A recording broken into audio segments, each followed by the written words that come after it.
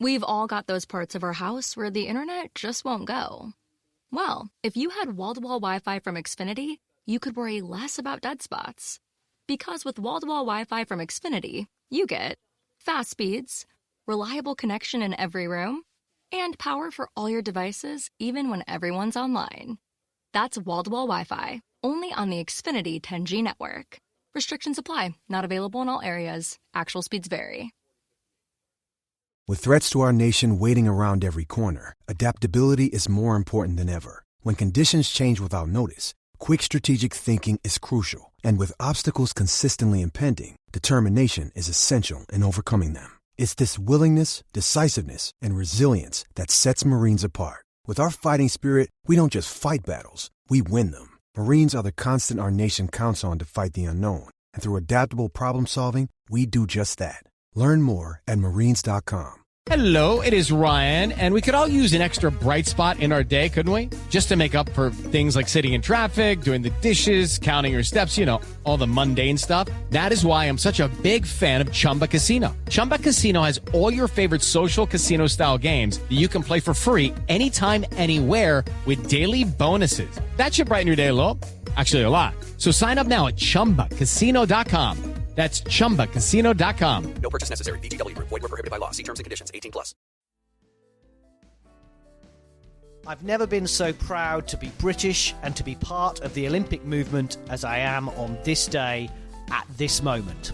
Lord Sebastian Coe's rallying speech during a momentous opening ceremony for the London 2012 Olympics that famously had everything from Bex to Bradley, Bond to Bean, and brilliance from Danny Boyle.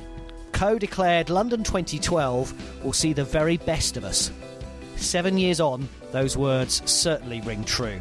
This is an Anything But Footy, the unashamedly Olympic and Paralympic sport-focused podcast, and this is our first summer special, remembering the highs, lows, dramas and celebrations of all things 2012. I'm John.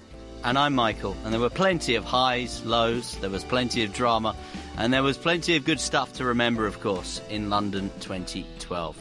We're going to recall some of our favourite memories. We're going to recall some of those medal moments. We're going to recall 17 wonderful days of competition and 2 ceremonies as well. An opening ceremony that really set the tone from Danny Boyle, and a closing ceremony that featured, amongst others, the Kaiser Chiefs, the Spice Girls and the Who brought the curtain down on London 2012. What a glorious summer it was. And if we miss something special to you in the next 30 minutes or so, please tell us at Anything But F on Twitter, or message us on Insta or Facebook. So, this was the third time London had staged the Games. No other city had reached that milestone at that point. The motto was Inspire a Generation. 204 nations took part, 10,768 athletes, nearly half of them were women, 5,992 were men, 4,776 women. There were 302 events in 26 sports, right across 39 disciplines, and it all started on the 27th of July 2012 and ended August the 12th.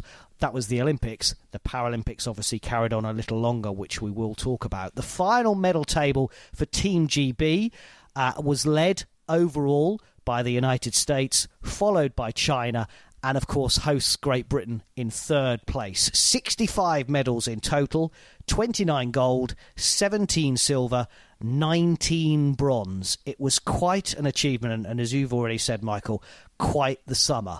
But do you remember in 2005 when we won it after failing with some World Championship athletics bid at Pickett's Lock for 1999 or something, or 2001, something like that? It was very strange. There was general pessimism before the Olympics. The transport wouldn't work. No one knew what to do with the stadium. There was huge rows about horse guards being used, and particularly Greenwich Park, where, of course, the 3-day eventing and the show jumping had took place. It was just absolutely everyone was negative about it. Do you remember that, Michael? I remember the huge negativity. I also remember, because I'm old enough, born, as we've often said, in an Olympic year, a Montreal Olympic year in '76, both of us. I remember Birmingham bidding. I remember Manchester's bids as well. And, they went close, but they were never really going to get on the IOC radar. Who would have remembered Manchester 2000 in the way that we recall Sydney 2000? I remember having a discussion with my dad saying, I'd love London. This is the city that I was born on the edge of London. I was born in South Hertfordshire, so I was just on the edge of the M25, and I remember saying, I'd love London. Essentially, it's my home city. I'd love London to host the Olympic Games. My dad said, London will never host the Olympic Games, son. London is too busy. London has too many issues. London will never be able to host the Olympic Games. We'd have a better bet if we put Milton Keynes forward. And those were words that I remember my dad saying to me, and they were words that lived with me. And, back in the early noughties, when there was discussion about London bidding for the Games, I was working in the northeast of England. I was working for a local TV channel. And there was a video that we used to play on a loop every ad break on the TV channel. And it was the bid video for London 2012. You might recall it, right, where they had guys with brushes and street cleaners and things, thinking that they were playing hockey or doing modern pentathlon and whatever. And then brilliantly, on the first day of July 2005, I was actually laid off from that job. And on the 6th of July 2005, the upside of it all was I was sat in front of my telly at home with no job, no place to go, watching all those events unfold in Singapore and watching London get the Games. The City of London. That was the words, wasn't it, that I don't think any of us seriously believed was going to happen. But yes, those were the words that were announced. All the photographers were gathered in front of Paris. Everyone was expecting Paris to get the bid. All the cameras were in Paris, ready for the huge celebrations at the Eiffel Tower. At Trafalgar Square, we were, I think, probably just waiting for a little bit of a afternoon where we said, well, we gave it a good go. We gave it a better go than Birmingham had and Manchester had twice. But, it wasn't to be for us this time. But then those words, the City of London. And we had, didn't we, 7 years to prepare. I tell you what, I was in Trafalgar Square when it was announced, and Kelly Holmes jumped higher than probably Dalton Grant, who was our best high jumper at that point, in the air.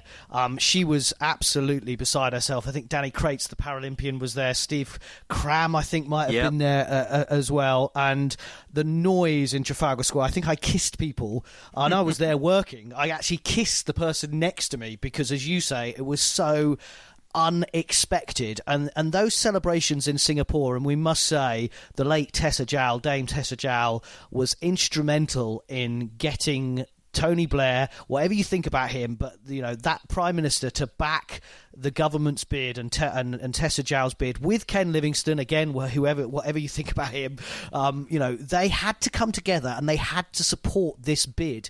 And I'll always remember Lord Coe, who was brought in after a few years. You mentioned 7 years to plan it. He was brought in after a few years where, the planning wasn't going well. It was led by, I think, Barbara Cassani. She'd run an airline, hadn't she? Yeah, Go, it was called, and frankly, she needed to, and she did. And Seb Coe came in, and I remember him saying to me so many times when I interviewed him, when they looked at the Olympic Park, and Ken Livingstone had said, we need somewhere to regenerate a part of London, which was basically a bunch of fridges. It was a mound full of fridges, as Seb Coe always did. Yeah, but there was a lot of controversy about people being moved. There was the Foreman fish factory that needed to get moved and had to get moved to make way for the Olympic Stadium. So I do remember, the elation of winning it.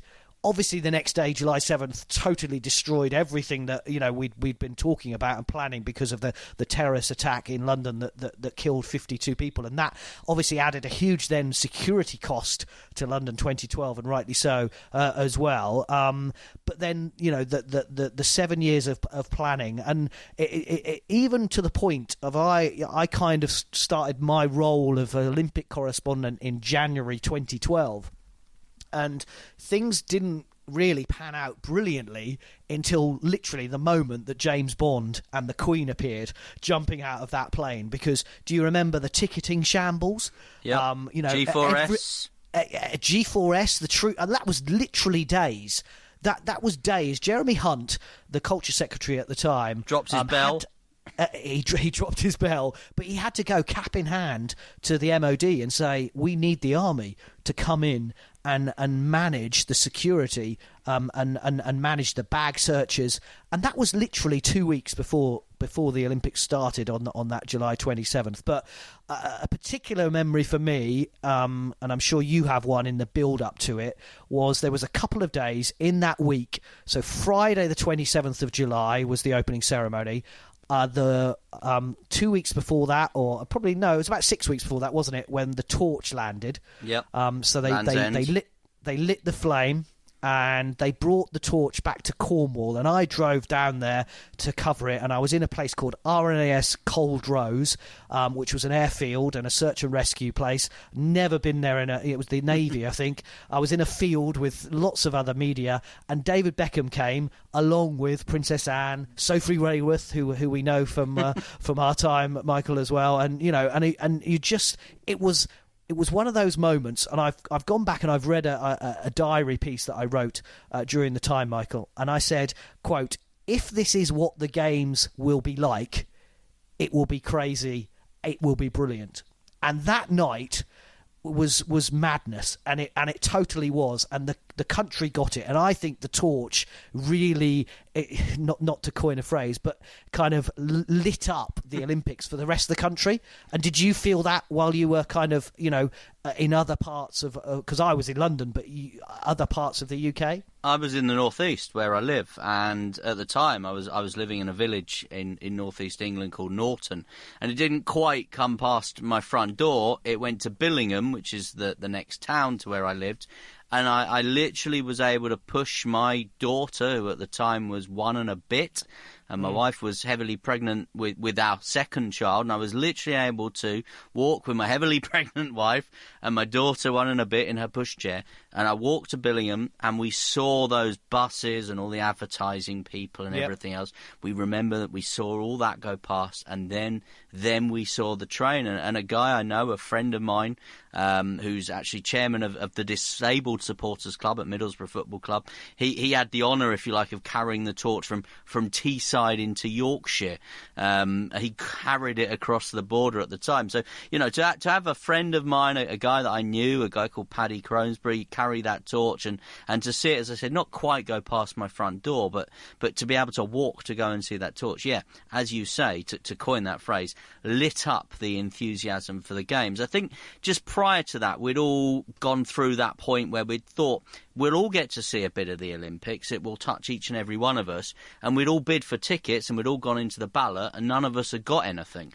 I put in for thousands of pounds worth of tickets in the ballot. If they'd all come off, I'd literally no idea how I was going to pay for them. I remember it was the first time I ever got into Twitter, really, and that was to try and get into trying to buy the tickets. Overseas sellers were advertising themselves on Twitter to try and buy tickets, and that's the first time I remember really using that social media platform to try and get tickets, to try and go and see some of the Olympics. Yes, it was a whole issue, wasn't it, the tickets? I think they finally managed to get them sorted out, and people did get to a certain number of events that they wanted to, but it certainly wasn't plain sailing in any way. And you're right about Twitter as well. 2012 was when I first discovered it as well. I was like, okay, I need to be on this thing, and boy, has it changed people's lives. Maybe in a good way. Not always for the best, I should no, quite. ever since.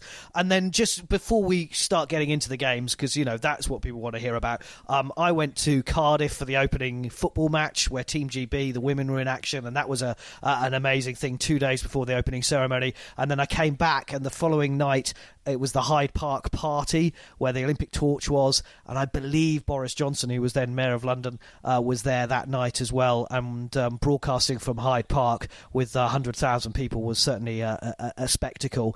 And that opening ceremony, I mean, you've watched it recently, Michael. Yeah, it's still magical. It's still magical. Yeah, it's funny, because I was actually on the radio that night. As I said, I'd got laid off from my job in 2005. So by the time 2012 had come around 7 years later, I was a completely freelance broadcaster. And I remember, as a freelance broadcaster, watching the Beijing Olympics at home thinking, next time, 2012 London. I've got to get involved somehow. And I was fortunate that one of the people I was working for was a radio station in Yorkshire, said, yep, we want you to do some Olympic stuff for us. So the night of the opening ceremony, I was actually presenting on the radio.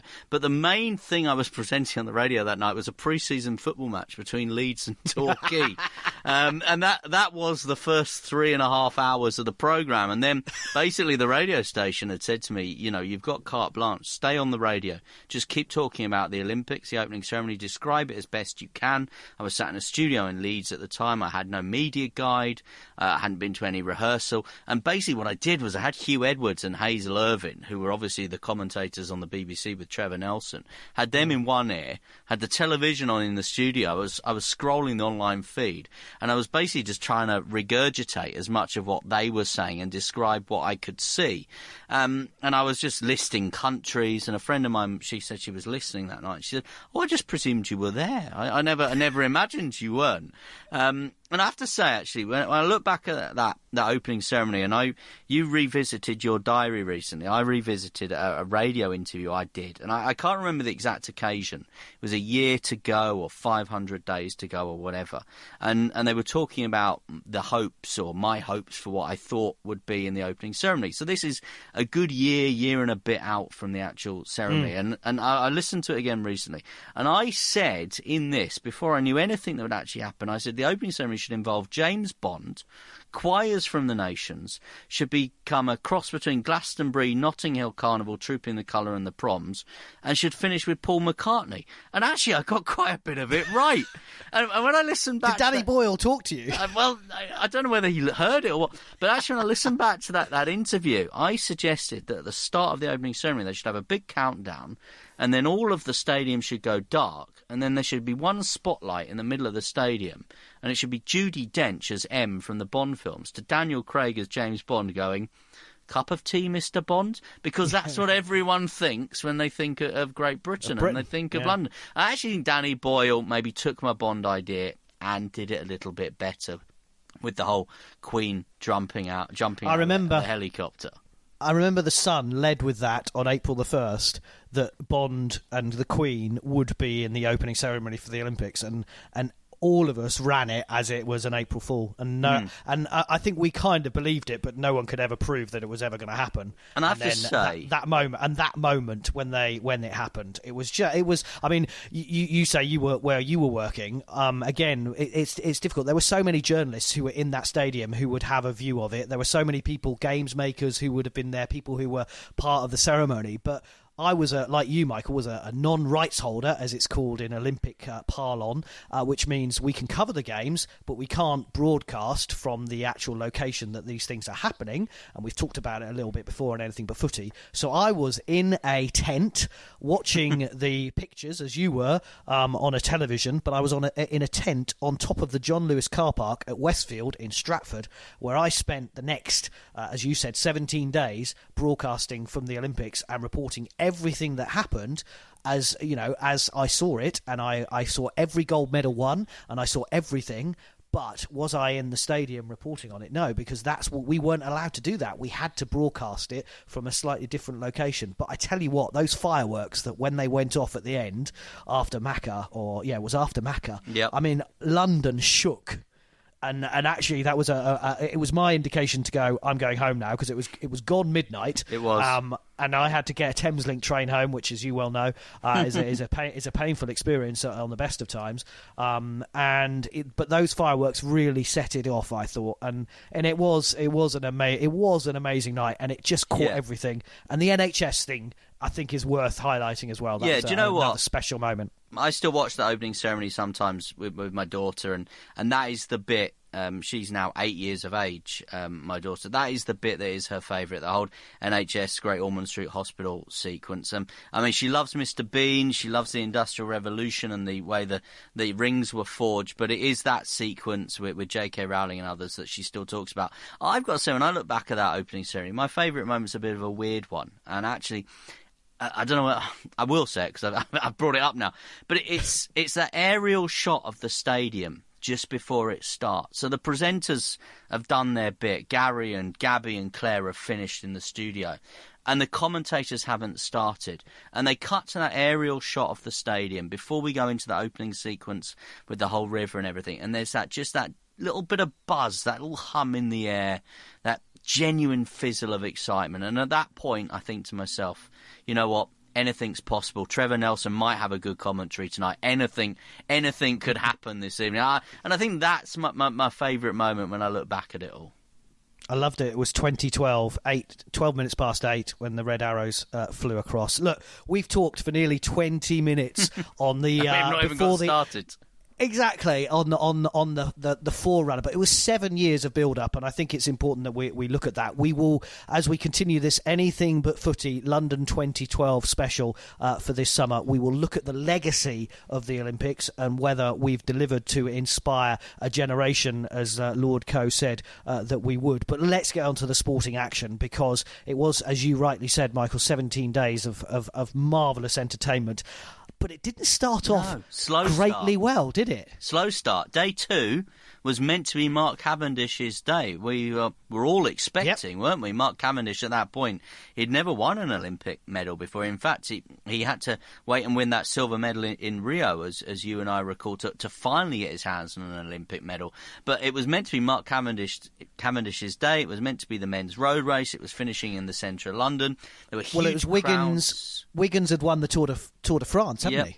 And there were huge crowds because obviously it was an event that most people could go and see for free. Yes, the finish was ticketed, but if you watch the scenes on Box Hill, you looked at those scenes and you thought, this might actually be okay. London might actually pull this off. But Mark Cavendish didn't win it. He trailed him way down the field in the end. I don't even recall who won the gold medal that day. But it wasn't the golden start that it was meant to be. I was still actually at home watching all of that on TV. I didn't come down to London until the next day, when Great Britain did finally get on the medal table with Lizzie Armitstead, who no one had been speaking about, winning in the women's road race a silver medal from Otley. And for me, covering it for a radio station from Yorkshire, it was great, of course, because we had a Yorkshire medal on the table. I remember going to see Team GB with my dad at football at Wembley Stadium that day as well. So, I finally arrived at the Olympics, if you like, having sat through the opening ceremony, half covering Torquay Leeds, and then being disappointed with Mark Cavendish.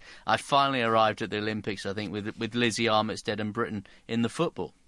Yeah, and Rebecca Adlington won a bronze on that day as well in the swimming pool, and who would have thought, apart from Michael Jameson, that she would be the only other swimmer to win another medal when she won bronze later on in the games as well. The British swimming team didn't have a great London 2012, but I remember those early days again with my kind of news hat on, the empty seats, because we'd had all this ticketing fiasco where people were like, well, I can't get a ticket, and then you watched it on telly, as you did, and there were loads of empty seats. Well, I have to say, and I put my hand up and confess here, that there's a reason that 2 seats were empty during the morning session of the Monday swimming. And that is because I actually had bought, I think, tickets, 2 tickets through an overseas seller, and I decided to take my mum to the swimming on the Monday morning. So I think we're at day 4 if you include the opening ceremony. It was my first visit ever to the park, and I lost the tickets en route. You lost them? I lost them. So we got to the park, didn't have the tickets, so we then had to go to Did the army not let you in? No, so we had to go to a porter cabin to try and find them, which was a really, really long walk. We finally then did get into the park, at which point my mum tripped over, fell over, cut her knee, and needed some first aid care. So we missed the entire session, and basically we got into the Aquatics Centre, and you recall the 2 big wings of the Aquatics Centre. We were right up high, and we got in as everyone else was leaving, and we literally got to the top, took a photo of each other, and got kicked out. Didn't actually see anyone swimming. So I confess 2 of those empty seats were ours on day 4, the first Monday. But, of course, officially they were the VIP seats, and the IOC, as we well know, and if you were in London in the build-up, you knew they had special Olympic lanes where they were driven in their fast cars, and the rest of London had to suffer, although, frankly, no one was interested by the time the game started. But, again, those empty seats, it was, and they changed it. Actually, London started giving it to volunteers, as I said, games makers, or the army, or reselling those seats, and it became a thing every day. I remember going to a press conference in the media centre every day, and it was like, yep, we've sorted out, we've released more tickets and more things have become available. And that kind of carried on in Rio. So hopefully the IOC have kind of learned, and organising committees as we progress. And I think Paris, will be the next European one, and you can imagine anyone who loved London will be wanting to go to Paris. I think they'll need to make sure that they have more tickets available during the days, and not having those empty seats going forward. So it was July 31st, Michael. 4 or 5 days on, still no gold medal. Nope. And the big story, I believe it might have been a Sunday night. No, it might have been a Monday night or a Tuesday night. Zara Phillips won team silver in the 3-day eventing, and it was the first team medal since bizarrely her dad in 1972 in the 3-day eventing, and that was a big story, or we thought it was going to be a big story. Yeah. It was for that night. It was, and actually I was feeling really rough that day. I felt really ill, and as I heard news of that medal, I was actually sat in the medical centre of London 2012. After your mum, and then you. Yeah, I was feeling really ill, and I love a medical centre during a major games, because you did see me in a wheelchair, I think, during Glasgow 2014 after getting a monumental blister on my foot, which actually nearly made one of the Scottish judokas physically sick. But anyway, that's for another story. So I was feeling ill, I was in the medical centre, and I'd just been diagnosed with hand, foot and mouth disease, which is, as someone with a young boy, you'll know it is prevalent amongst young children, something I'd have clearly caught off my daughter. And I was waiting to get my prescription, thinking, I simply can't go back and start shaking hands with the British Olympic team. I'll spread hand, foot and mouth disease. But I got this message saying, eventing team silver, press conference, it's on in 40 minutes. And as I said, I was covering the games for Yorkshire. There was a Northallerton rider, Nicola Wilson. So I was like, well, I've got to go back and get an interview with Nicola Wilson. And I can remember Nicola Wilson, Mary King, Christina Cook, William Fox-Pitt and the aforementioned Zara Phillips came out. And we were all told at Team GB House, which is where these press conferences were held for the likes of you and I, who weren't the BBC or NBC or the rights holders. This is the kind of secondary press conferences, if you like. We were all told, whatever we did, we can ask about the event, winning the medal, but please don't ask Zara Phillips about her connections to the royal family, being the Queen's granddaughter, of course. Question 1. Zara, have you had any message from your grandmother about today? Not from me, I should point out. Question 2. Zara, you got your medal from your mother, the Queen's daughter. Has the Queen's daughter, or indeed the Queen, said anything to you about winning the medal? At which point, basically, William Fox-Pitt said, you know what? We've had enough. They'd done a load of media, of course, by this point, and they pretty much walked out of the press conference, and with it, all the journalists walked out as well. And I hung about, actually, and the team re-emerged after a lot of the media had gone, and I grabbed Nicola Wilson for an interview, explaining that it was for the people of Yorkshire and she was from Northallerton, and we talked for 5 minutes. She was very happy to do it, and then I just saw Zara Phillips sat there. I thought, well, now or never, why not? And she was lovely. She was fantastic. We did a great interview about winning the silver medal, what it meant to her, and what it meant following, as you said, in her family's footsteps with her mother as well. And there was none of that. I mean, I was careful in the way I phrased my questions, of course, but of course we all wanted a line about the fact the Queen's granddaughter had won a medal at London 2012. But I remember leaving that day thinking, despite my hand, foot and mouth disease, I've got a couple of decent interviews in the bag here. And you're absolutely right. And I was working alongside you, obviously, for a different radio station at the time. And this was the big story. It was like, well, if I don't get an interview with Zara Phillips, my boss is going to turn around to me to go, why am I spending all this money with you jollying, as a lot of people thought it was, at the Olympics? And you're right. We managed to get an interview with her, and I also did an interview with her, and she was lovely. And going back in my diary, I put that that they didn't want to do any interviews, but they did do some radio interviews afterwards, and we were lucky to get that, and that was really the big story at the time. This is an Anything But Footy special, London 2012 for the summer of 2019, 7 years on. We will talk about the legacy and a certain Mayor of London at the time, Boris Johnson, before the end of this podcast, but we're half an hour in, and we're not quite through 4 days of the Olympics, so bear with us and stick with us on this Anything But Footy special. Quick footnote to the Zara Phillips thing, by the way. The following morning, I was going into Team GB House to interview Sarah Barrow, who was a diver who had dived with Tonya Couch, and I was arriving about 8 o'clock in the morning, and the medalists have to go through this huge, long process of interviews. Certainly the following morning they have to do the rounds of the Breakfast TV studios, and Zara Phillips was coming out of Team GB House as I was going in, at which point I went, me, Zara, you look knackered. And it was, I don't know why the words came out of my mouth. I swore twice at the Queen's granddaughter. And I thought, oh my God, I'm going to the tower. I'm going to the tower for this. And Zara went, do you know what? We've been up since 4 o'clock. We've hardly slept. I am knackered. And I am tired. And she swore twice back at me. And just a final little bit about that was, as I said, I went in to see Sarah Barrow, the diver, and her and Tonya Couch were offered return tickets to anywhere by British Airways to do a personal appearance that day, having finished their competition. And they're like, yeah, whatever, we'll do that. And I was thinking, brilliant, return tickets to anywhere from British Airways. Tonya Couch thought they meant train tickets. She didn't realise she could have gone to Auckland or Sydney or Los Angeles with it. But yes, they toddled off after my interviews to go and do their personal appearance, and hopefully they went somewhere nice. So August the 1st, 2012, Great Britain, and we've talked about the medals. A reminder that we won 65 in total, including 29 golds. August the 1st was the first gold that we won, and what a gold it was. It was Helen Glover and Heather Stanning, the first women rowing gold for Britain as well in the history of that sport. And I remember, again, covering that from the car park, overlooking the Olympic Park, and it was just before... I was watching the race, and it was just before the top of the hour. I believe it might have been midday, and I can remember phoning the newsroom going, we're going to win a gold, we're going to go win a gold, because we knew that Glover and Stanning, they were unbeaten. And they carried that on really until Rio as well, where they defended their title. They were unbeaten. We knew that they were going to get a gold. This was more than we thought Mark Cavendish might win a gold on the first day. This we knew was a dead cert. It was nailed on. Exactly. And I remember phoning and saying, I'm going to have to do a live into the news bulletin.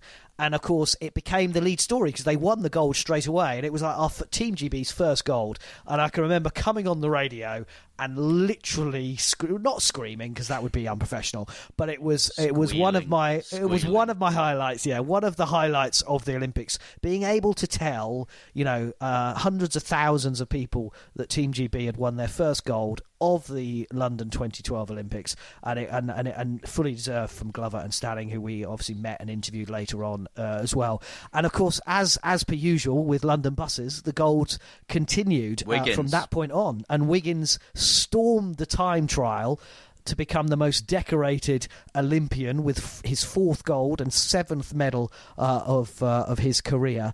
And this guy had spread the cult of cycling. And there is a picture of him sitting on a throne at Hampton Court, which I don't think will ever be rivalled. And in Olympic history. I wasn't at Hampton Court that day because my dad had got lucky with a couple of tickets for the hockey, so I was taking a couple of hours out of my reporting duties, and I'd gone to see Team GB in the hockey. And from our position, we're at the top of the stands in the Lee Valley Park, we could see the big screens, we could see what was going on with Bradley Wiggins, and we weren't the only ones, obviously, that could see. And suddenly... This noise, this wall of noise started dripping down the terraces, if you like. And it was people singing the national anthem because we were watching Bradley Wiggins. We were seeing him at Hampton Court on the throne.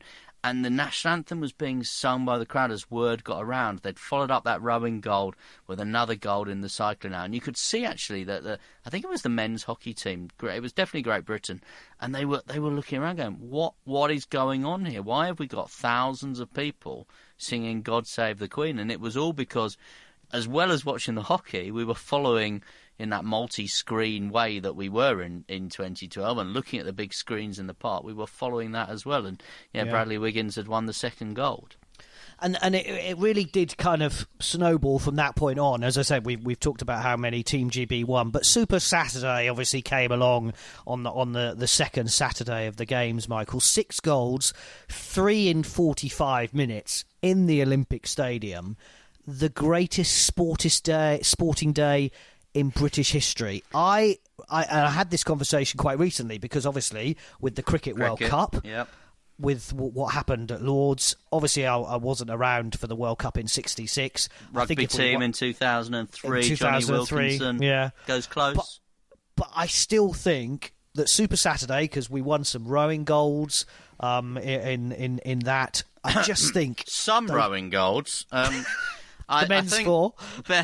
Super Saturday for me was very important from a Yorkshire point of view, because aside from Jessica Ennis, those some rowing goals included North Yorkshire's Kat Copeland and Hepton's Andrew Triggs-Hodge in the Cox's Four. And I'd actually come home from the games on the Friday because, as I mentioned, my wife was heavily pregnant during London 2012. So the agreement was that I would come home for the Friday night and the Saturday night. And in fact, I got home on the Friday night and I saw the men's team pursuit cyclist win gold, which included another Yorkshireman, Ed Clancy, and I had to jump on the radio in my spare bedroom into the Sport at 6 programme. So I've just watched Ed Clancy. I said, tomorrow we've got Jessica Ennis in the heptathlon, we've got Kat Copeland, Andrew Triggs-Hodge. We could win 3 golds for Yorkshire tomorrow. And I uttered these words: if Yorkshire was a country. And then I mentioned it would be higher than Japan, Australia, whatever, in the medal table. And it was a phrase that caught on social media. So, halfway through kind of Super Saturday, we'd seen the rowing goals. We'd seen Laura Trott, Danny King and Joe Rousel win. We had Jessica Ennis. I think she won the first gold of the night on Super Saturday. She'd had an amazing 2 days of competition. And we were watching Mo Farah, who I think brought the curtain down. We'd seen Greg Rutherford, at which point my wife said, "You've got to go back to London, haven't you?" Yes, I'm leaving you with a 1-year-old and your huge belly.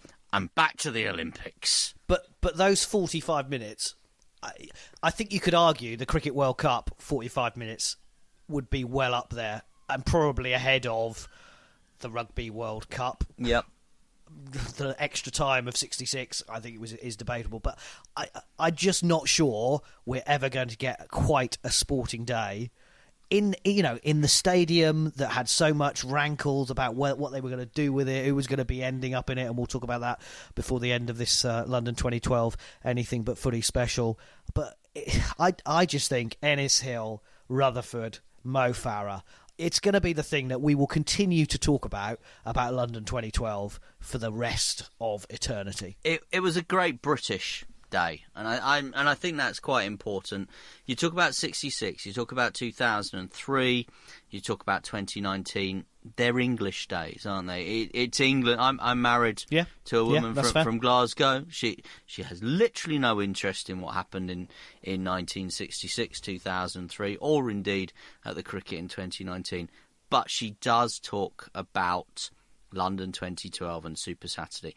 It was a day that resonated from Land's End, where that flame first arrived, to John O'Groats and beyond. It resonated around the world. The names that day that won medals from, and what we talk about diversity. We talked about diversity in the ceremonies, for example, but the diversity of that day, from Mo Farah to Jessica Ennis to Greg Rutherford. We talk about those rowers and we named them. We talk about the cyclists as well. It was just such an inclusive day, wasn't it? It was just an amazing, inclusive 12, 15 hours of sport. And it was an inclusive 15 hours, 12 hours of sport for Great Britain and all 4 corners of the nation. 3 other memories that I'm going to highlight before we talk about the Paralympics, because that was, again, a great 2 weeks of London's history. The cyclists. So, as I've mentioned, I spent most of my time in a car park covering the Olympics, but because the velodrome was right next to it, I did manage to go into that venue and watch some sport while not broadcasting every hour. It was an amazing atmosphere, and 8 golds, 8 British golds, the emergence of Laura Trott, obviously now Laura Kenny, as a 19-year-old. She's going to be, or she's already the most successful British female Olympian. That will continue, no doubt, in Tokyo. And that velodrome, the tickets were hot stuff. The cycling was hotter. It was, and frankly, the venue was boiling. It was an incredible place to be. So that is one of my highlights, and made sure when I went to Rio, I spent more time in the velodrome than I actually did at London. Andy Murray winning at Wimbledon, so the tennis gold medal at Wimbledon. Anna Silva. Literally. Anna Silva, but literally weeks after bursting into tears after losing to Federer on the same court at Centre Court in the Wimbledon final. That made Andy Murray the British hero, because before that he was seen as Scottish when he lost to all the English people, but he became the British hero at that point for me, and for, well, not just for me because I was a fan of him before that, but for everybody. That was the moment that Andy Murray became Sir Andy Murray in a lot of people's eyes. That was incredible. And actually Tom Daley jumping into the pool after winning a bronze medal in the diving with the rest of his team. That was important. It wasn't just him. His whole team was so delighted for him a year after losing his dad. I mean, we've talked about Tom Daley on Anything But Footy so many times. That was a moment that lives long in the memory. And for me, you know, they were the three other really special moments of London 2012 that I really wanted to mention. And to add to that roundup, would totally agree with you on Tom Daley. There were two medals for me that were the highlights of the Games, and Tom Daley's bronze was one of them. First individual diving medal at an Olympics for Britain since 1960. He was a European champion at 13. He went to Beijing, the Olympics, at 14. He was a world champion at 15 and an Olympic bronze medal at 18. His bronze medal for me, and has really set the tone, I think, for what the likes of Jack Law and Chris Mears and others are doing now. The other one I'd like to mention was Beth Tweddle, her bronze medal, because I do believe that Beth Tweddle has really set the gymnastics programme up for Team GB, and I think the likes of Max Whitlock and Niall Wilson, the Downey sisters and others are benefiting now from the hard yards that Beth Tweddle put in, and I think for her to win a bronze medal at an ancient age for a gymnast, in actual fact, at London 2012, it was a huge achievement. Nicola Adams winning a gold medal for Leeds in the boxing. I remember doing a very brief interview with her late that night, but I was very grateful to the Team GB press office to get me a couple of minutes with Nicola Adams. Like you, I would have had a boss on my phone going, why didn't you get the interview with Nicola Adams? And I remember, you know, we talked, didn't we, about the tickets and the lottery of going for the tickets. My friend and I, we said, whatever tickets we get, we'll share. I got tickets to the handball. He got tickets to the men's 100 metres final. So seeing Usain Bolt in that stadium on that Sunday night, and then having to rush to that Andy Murray press conference and interview Andy Murray and Laura Robson that you mentioned after the gold and the silver medal, but seeing Usain Bolt in that stadium, you know, you talk about, you know, people like Michael Phelps, people like David Rudisha. We've been very British focused in our review, but let's mention people like David Rudisha, Michael Phelps, and of course Usain Bolt. If Usain Bolt hadn't won the 100 metres in London in 2012, it wouldn't have been quite the same event. So for him to do it and then back it up, of course, in the 200 metres, and that was actually the night of the handball, so we got to watch it on the big screen in the park, and relays, of course, as well. Medals came there for him at the time, of course, as well. So, you know, those are just a couple of other things I would like to mention. Really well said. This is an Anything But Footy, the unashamedly Olympic and Paralympic sport-focused podcast, and this is our first summer special, remembering the highs, lows, dramas and celebrations of all things 2012. Anthony Joshua won the last Team GB gold on the final day, the 29th gold medal. The closing ceremony was dreadful. Michael's just watched it. I can't believe you've watched it again. The Spice Girls were horrific. The Spice Girls, if they found a note, it wasn't on the DVD.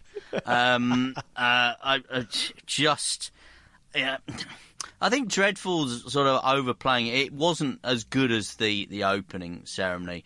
And but it wasn't supposed to be. It wasn't supposed to be. It was supposed to be a party. The sound quality, I think, when you watch it back, and probably watched it live on the night, didn't help. I didn't think the sound quality did much for the likes of Suggs, the Kaiser Chiefs, but George Michael choosing the opportunity of that huge global audience to promote his brand new single was a bit of an odd one as well. But yeah, I have just watched it again, and 7 years on wasn't as bad as I recalled it at the time. And I remember watching it, and I watched it on a little monitor, and I shed a tear, I'll be honest with you. London 2012, it wasn't over because we had the Paralympics, and actually I had tickets for the closing ceremony of the Paralympics with Rihanna and Coldplay. That was and that was brilliant. It was absolutely brilliant. And to have been in the stadium that night was amazing. But the closing ceremony, I did shed a little tear that night, and not because it was bad, not because of the way the Spice Girls sounded, but just because it was such a huge build-up, wasn't it? And not just the 7 years and the 17 days, but everything that had gone on before that. And it was just so wonderful to think, London did it and did it right, as Lord Coe said. But it was ready to do it all again 2 weeks later, and the Paralympics gave people more chance to see sport that people hadn't had the chance with the ticket fiasco for the Olympics. And like Team GB, Para GB came behind China and Russia in third place, winning 120 medals in total, 34 gold, 43 silver and 43 bronze. Sarah Story and David Weir won 4 golds each, and the Werewolf was incredible. Dame Sarah Story, and both of them are still going on now. Rio obviously didn't work out for David Weir, but he was absolutely incredible on the track in the Olympic Stadium. And for Super Saturday, it was Thursday the 6th of September, Thriller Thursday, as I called it, for Mo, Jess and Greg. Read David Weir, Hannah Crockhoft, Johnny Peacock. One of my greatest memories of the Paralympics is being in the stadium, and this was what was different for me, because we were broadcasting as much as we had for the Olympics, but I didn't necessarily have to do it live,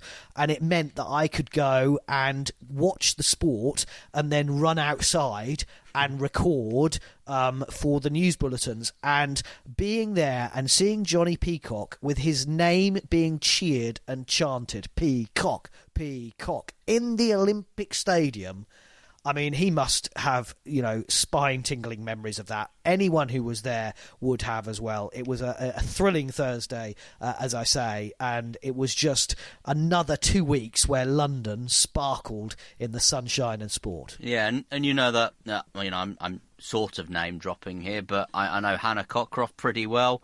Got to know Hannah Cockcroft pretty well since that summer of 2012. And, if David Bowie's Heroes comes on the radio or is on a smart speaker somewhere, anywhere in her presence, she must just have a little, as you say, tingle down the spine there, because when they came in on that opening ceremony of the Paralympics with David Bowie's Heroes, and what unfolded for the likes of Hannah Cockcroft, who was pretty much unknown, I would say, to the general public, and he's now a household name. Is now someone that is quite rightly on the stage at Sports Personality of the Year from time to time as a contender for those awards. When she hears that piece of music, when she looks back at those images of the Paralympics, I think London, if there was a wonderful legacy from London and the Paralympics, it was that it took the Paralympics to not just the next step, it took it up 3 flights of stairs, didn't it, really, in terms of the way it was presented. It wasn't seen as a secondary event. It wasn't seen as an add-on to an Olympic Games. It wasn't an equal event. And, we got fantastic coverage of it. The coverage of the Paralympics in Tokyo will be even bigger and better as far as the media is concerned, television is concerned. But I really do think there was a step change as far as Paralympic sport was concerned with London 2012. And I think we need to praise Channel 4 because of that. Yeah, because, absolutely. Absolutely. They took the rights, and they took a risk, and they took the rights, and they've carried it on and supported it ever since. But they came up with, the way to celebrate sport, and it is sport, and it is what everybody was cheering about, and they just nailed it. And the Paralympians, the British Paralympians in particular, nailed it. But, it wasn't just a British thing. Oscar Pistorius that night was huge. Those games, I mean, whatever happened to him afterwards, but, he was a massive name. And, of course, he competed at London 2012 in the, for South Africa in the Olympics, and then came to the Paralympics as well. And I was in a stadium and saw him lose and win. To lose to Johnny Peacock, but then win as well in a later event. I mean, that was a story that absolutely needed telling, and Channel 4 were right behind that. And as I say, a couple of other mentions: the Royal Artillery Barracks, where the shooting was. I went to watch Danielle Brown win archery gold there, and that was incredible. That venue, they just did in Woolwich, they'd just done it so well, and it was a really nice to see these amazing locations in London really sparkling with the sport. And the Paralympic tennis at Eton Manor, where there is still tennis, but it's now the hockey centre as well. You're absolutely right, Michael. The legacy, I think, and we'll talk about that now, the legacy certainly from London 2012 has to be a big part of it is the success of the Paralympics, and that has continued to develop. And when it takes a step back, which sometimes it does, everybody goes and turns around and says, well, look, this was all happened in 2012. It needs to get back to at least this level, if not even more. And 2017, when the IPC World Championships were held in London, of course, as alongside the IAAF World Championships, we saw full arenas for morning and afternoon sessions, and that was again just a knock-on effect from the way London stages these events. And I cover quite a lot of grassroots sport, if you like, alongside things like Great North Runs, London Marathons, World Series Triathlons, Ride London, and as well as the elite events, as I say, I cover quite a lot of the grassroots bit, which is the mass participation. And when you interview people at the end of those events and you go up to people, they've just completed a triathlon in Leeds that the Brownlees might be doing in a couple of hours' time, and you say to them, well, what got you here? What got you on that start line? They talk about Johnny Brownlee, they talk about Alistair Brownlee, they talk about Vicky Holland, London Marathon. What got you on the start line? Why were you one of 55,000 doing the Great North Run today? Why did you want to run to South Shields? And they mention people like Mo Farah. They talk about David Weir. You talk to cyclists, they mention names like Victoria Pendleton and Chris Hoy.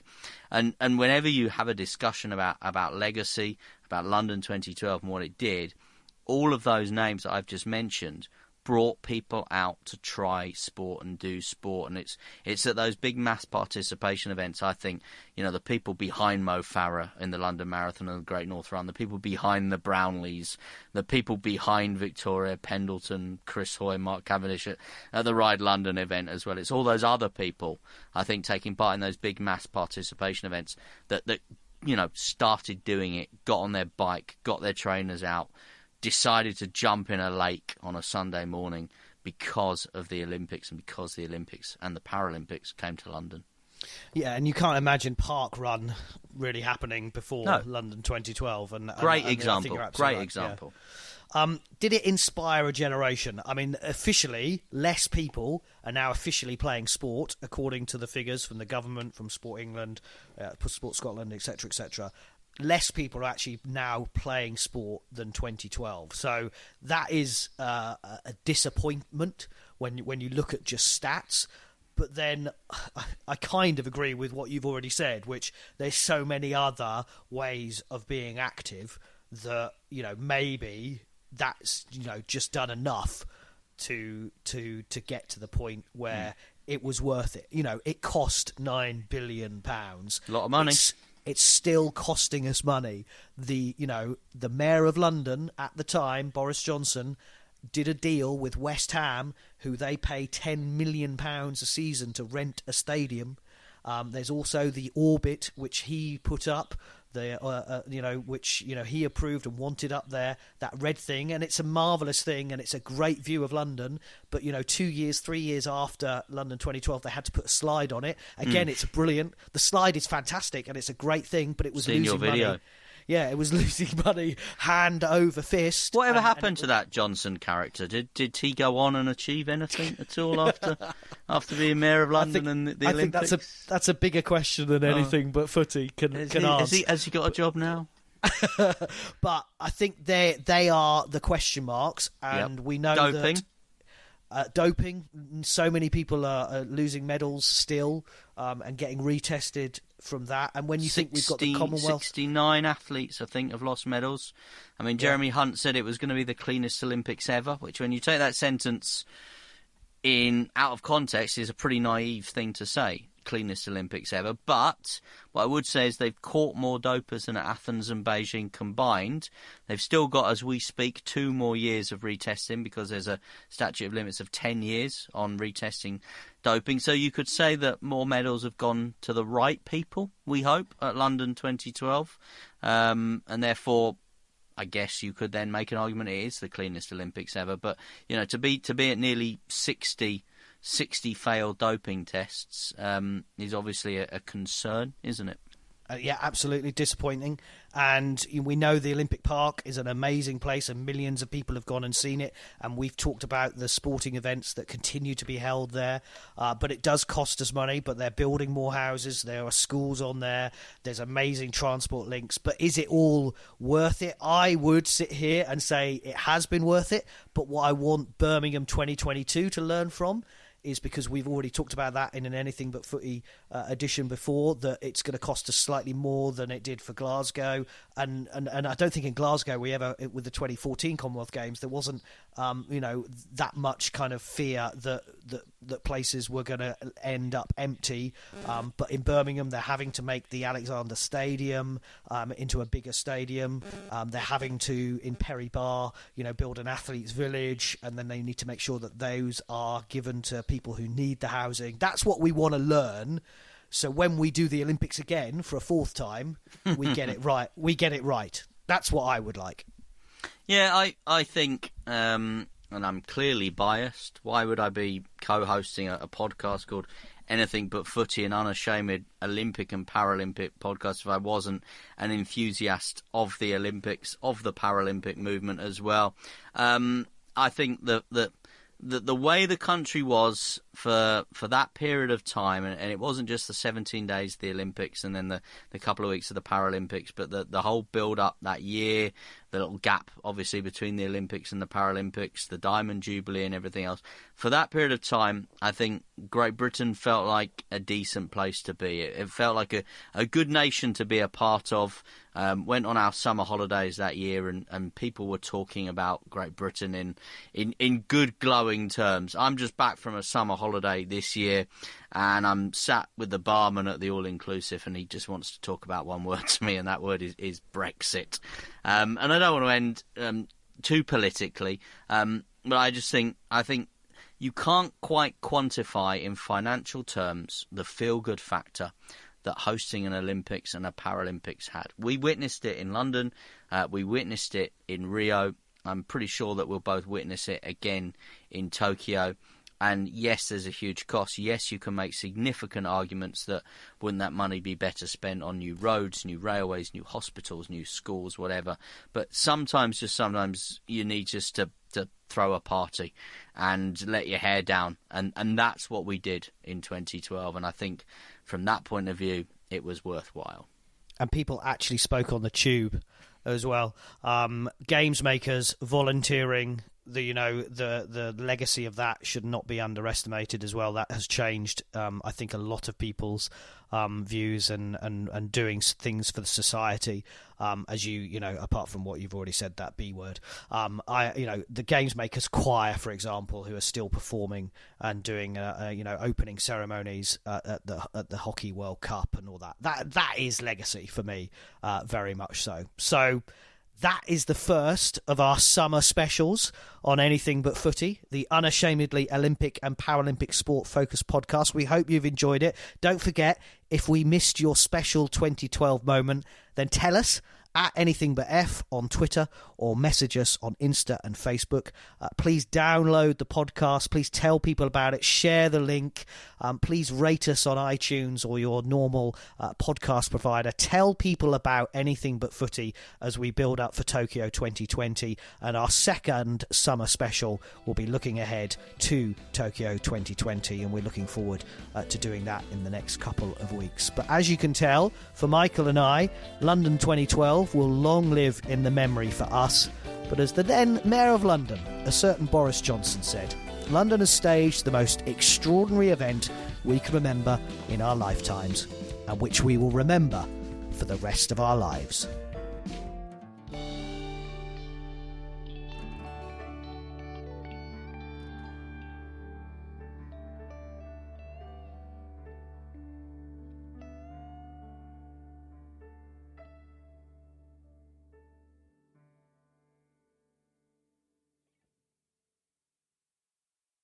Sports Social Podcast Network. Hello, it is Ryan, and we could all use an extra bright spot in our day, couldn't we? Just to make up for things like sitting in traffic, doing the dishes, counting your steps, all the mundane stuff. That is why I'm such a big fan of Chumba Casino. Chumba Casino has all your favorite social casino-style games that you can play for free anytime, anywhere with daily bonuses. That should brighten your day a little. Actually, a lot. So sign up now at ChumbaCasino.com. That's ChumbaCasino.com. No purchase necessary. VGW Group. Void where prohibited by law. See terms and conditions. 18+.